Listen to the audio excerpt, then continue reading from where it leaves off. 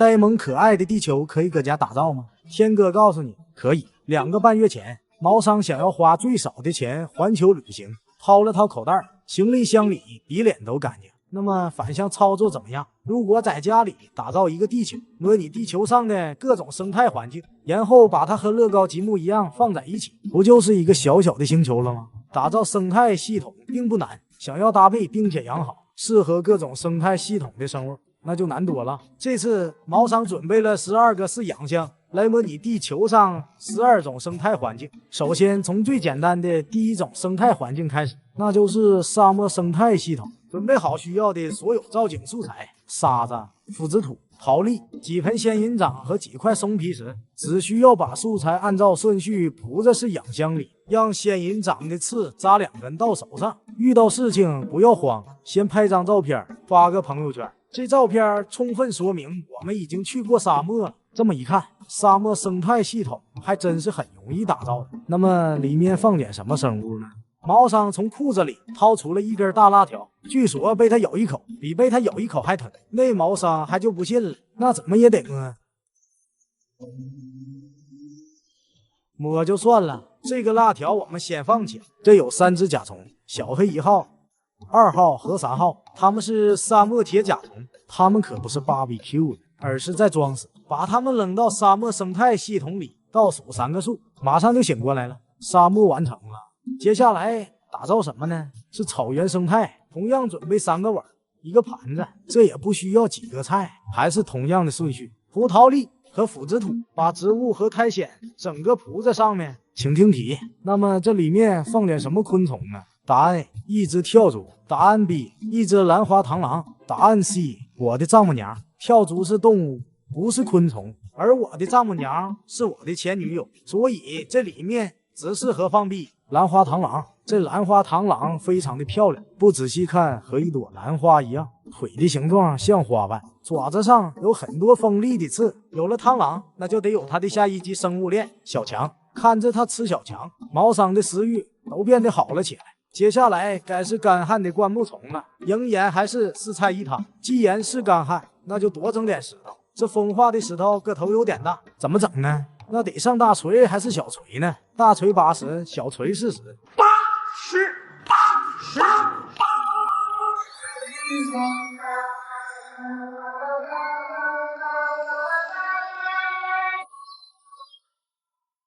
不得不说，打造个生态系统还真得费点力气，一顿操作挺碍眼，差点没让杀进眼。这个干燥的环境正是养红蜥捕鸟蛛的理想环境，看着外表酷炫很吓人，实际上性格温顺，行动缓慢。不过除非你不怕咬，还是轻易不要上手，把它轻轻地放在缸里。接下来的2个生态群落，海洋和湖泊，相比之下，湖泊的建造过程要激烈的多，它们不能单独运行，必须得各自加个小水泵。湖泊生态系统里，毛商加入的是小级火虾，而海洋生态系统则是添加了一些寄居蟹。下面就是沼泽了，继续上菜。这次是法国菜，一个大盘子里面只有1口菜，这啥玩意儿？玩呢？喂猫呢？这点菜怎么能够打造沼泽生态呢？这下不得不出门了。毛商走到大山深处，挖点没人要的绿色苔藓。这次免费的苔藓给他一次管够，一个沼泽生态系统瞬间打造完成。主角就是这个小脚蛙，只要它不乱跳，就不会被摔伤。接下来打造一个热带草原，这次是4菜1片汤。毛商很想在现实中打造游戏中的场景，拿错照片了，这好像还差了点野草。只需要拍2下手，一个热带稀树草原就打造好了。虽然还原度不太高，你就说有没有那个意思吧？唯一缺少的就是斑马了。没事儿，我们有斑马属父，还有更多的斑马属父，一家人就得整整齐齐。以上这些生态系统搭配的生物可以说是新手级别的。下面到了打造更难生物适合的生态系统，森林了。打开外卖盒子，里面就是森林的主角，一只小蝎子。毛商浑身是毛，但是胆子还是很小的，看到这玩意儿就怕它乱跑，还是常规的4菜1汤。接下来把主角请到手上，仔细观察他的小钱钱和毒针。关上灯，在紫外线的照射下，它可以发出独特的荧光。不过这只小蝎子对于这个生态系统太大了，毛桑把他的儿子带了过来，让他进入给他打造的小家里。下面我们打造平顶山生态。这个平顶山不是河南的，而是荷兰的，依然还是4菜2个汤。这次的主角是这小子，外号牛杀手，长得像蚂蚁，但实际是黄蜂，毒液非常厉害，据说可以杀死1头牛。而毛桑这里有5只，少说也可以杀死5头河南进口小牛。毛桑小心地一只一只把它们放进生态系统里。坏了，这下整尴尬了。还好毛桑不是牛，所以这家伙对毛桑不会造成任何伤害。很快生态系统已经打造到了第10个山峰，只要2手啪啪啪，这生态系统瞬间就做好了。正好有一个躲避空间，这比较适合这只有彩分子捕鸟蛛。这只有漂亮的蓝色，还是只小宝宝。它的超能力是倒立行走，动作缓慢而优雅。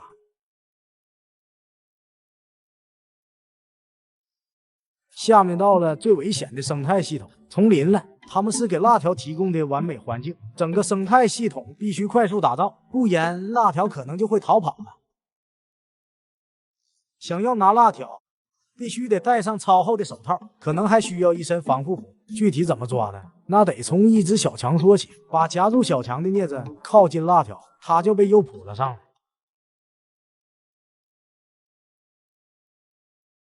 丛林完成后，所有的12个生态系统已经完成了11个，其中最难打造的可能就是最后这个北极生态。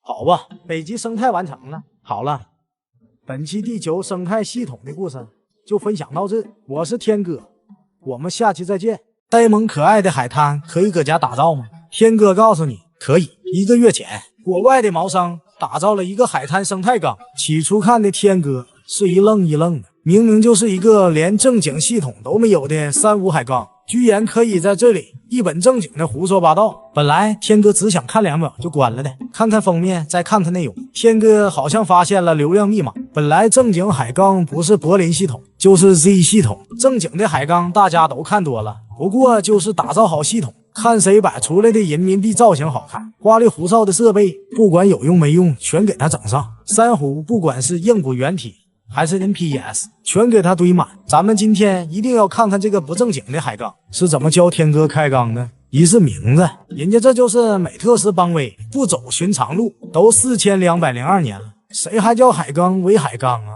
搁俺们这就叫打造海滩，还得加个生态系统。只要是玻璃缸里整出来的，不管啥都得加个生态系统，那才显得咱专业啊。但是你还反驳不了他，一花一世界，一叶一菩提。蚂蚁再小，它也是个完整的生命，一块小泥巴挖回家也可以称得上是一个生态系统。还有那个配音的腔调。30 days ago, I built a functioning beach ecosystem in my room. 天哥觉得这小子肯定是看了 Dr. 观眼看多了，连封面和说话的语气都模仿了一个味。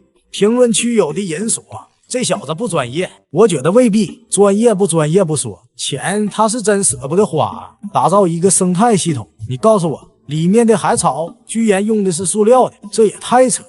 别人是养的太好看了，看起来像塑料的，你这直接来个抽象的，直接就用塑料花。整个缸我看下来，就这个玻璃缸最贵了吧，还有几十斤沙子，很多特效直接就是贴图，连5毛钱都舍不得花。那是更扯的是，这毛商模仿了 Dr. Plan 拍摄惯用的手法，那就是模拟天气。所谓的打雷下雨，下雨也就算了，打雷连个带雷电模式的海缸灯都舍不得投入，甚至连普通手电筒都有的爆闪模式都可以做的比这个好看。吐槽归吐槽，问题回到原点，很多人认为海缸就必须是得用活石暴走，走柏林系统那条路才叫海缸。可能天哥的思想太固化了，太狭隘了。只要人家认真记录，不管投入多少钱的缸，这生态系统都值得尊重。我们还是认真的看一下这个海缸吧。嘴瓢了，是海滩生态系统。第一步，整个海滩必须得整个缸，缸有了，沙子整上7、8袋，还有一小撮葡萄藻作为植物，底部铺满沙子，做一个斜坡，然后加上兑好海盐的海水。一开始水非常浑浊，打开瀑布过滤器，让水循环一会儿，水就慢慢变清了。然后加上2块人工珊瑚石和2块塑料海草，陆地的部分加上1块沉木，还装饰了一些小贝壳，用苔藓来代表海边森林。至于森林长什么样，可以看图脑补。好了，整个系统就打造完成了，看起来毫无生机。确实，没有蛋哪里来的生机？那就得引入第一个小生命寄居蟹了。看起来只是一个贝壳，过了一会儿，贝壳下面露出了一个小裤头，看起来很胆小。其实他们也很喜欢交际，他们也喜欢交朋友，所以得多给他们加几个同伴。4天后，寄居蟹们在沙滩上找到了各自的小窝。我们看看海底这边，塑料的海草们开始生长，毛桑加入了另外一种形式的生命，2条钻石哨兵虾虎在这片海坑中活动。它们可不是普通的虾虎，它们是价值接近100块的虾虎，而且它还会吃沙子，从沙子中过滤出食物。尽管这沙子里可能什么卵都没有，小虾虎们用嘴给自己挖了一个坑，作为自己的小家。9天后，尽管连一个灯都没有，在自然光的照射下，缸里还是长藻了。长藻说明水有点肥，也就是营养盐变高了。这怎么办？那就见招拆招。毛桑在海边捡来几只螺，这些螺以藻类为食，不过他们干起活来慢吞吞的。毛桑这个急性子一时还有点看不下去了，还得加上几只小寄居蟹。这个寄居蟹和之前提到的陆寄居蟹不是同种，它们生活在水面下，也喜欢啃藻。14天后，这个生态系统太酷了，有4种生物，这么丰富的生命形式，简直让毛桑一个手都快数不过来了。海边的原始森林在5天之内迅速生长，把沙滩的位置占据了很多。那怎么办呢？那就得引入一种生物来控制森林的生长，那就是一些小蟋蟀，浑身白白的，就叫它小黑吧。它是一个安静的美蟋蟀，在啃食森林的时候不会打扰海底的生物，它也不想被海水淹死。有天，一只蟋蟀在海滩上晒一光浴，可是他没想到的是，同时还有一只背着丑陋贝壳的寄居蟹也在这晒。小蟋蟀很想跟寄居蟹做朋友，可是寄居蟹觉得它不配，什么低等生物，别来沾边。第18天，好像没什么新鲜感了，那就模拟上帝，我们给它下点雨吧。把厕所里的花洒拿出来，给缸里洒点水，观众只要看着画面，脑补泰坦尼克号创冰山就好了。虽然寄居蟹们不喜欢下雨，但是这个缸却很需要雨水，因为毛桑只管开缸，都没给海滩生态系统补过水，所以也就当给系统补充了淡水，平衡一下盐分。下雨了，打雷了，下一步是什么？不是收衣服，上帝说要有浪，再固定好一个水泵在水面后，浪来了，虾虎们还好，它们有躲避的空间，小寄居蟹可就吃柠檬了。食藻螺们还算好，可以吸在海滩生态系统边缘上。22天后，毛桑想证明这个系统是可以自我循环了。实际上，这和我们在海边赶海退潮后看到的一处小水洼感觉差不多。要说生活纯属扯淡，只能算生存。为了海滩生态系统可以进一步的完善，毛桑又花重金买了一只虾，这只机械虾看起来很漂亮，其实这种虾会骚扰珊瑚，不太建议珊瑚缸里饲养，也不如钻石哨兵温顺。寄居蟹看到它马上就傻了，很快它就在缸里横行霸道起来。